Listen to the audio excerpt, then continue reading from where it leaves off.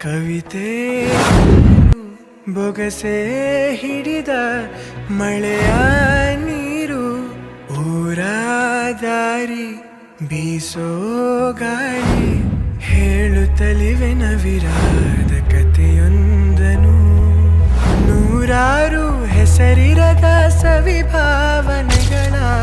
ಹೆಸರಾಂತ ಸಂಕಲನ ಪ್ರೀತಿಯ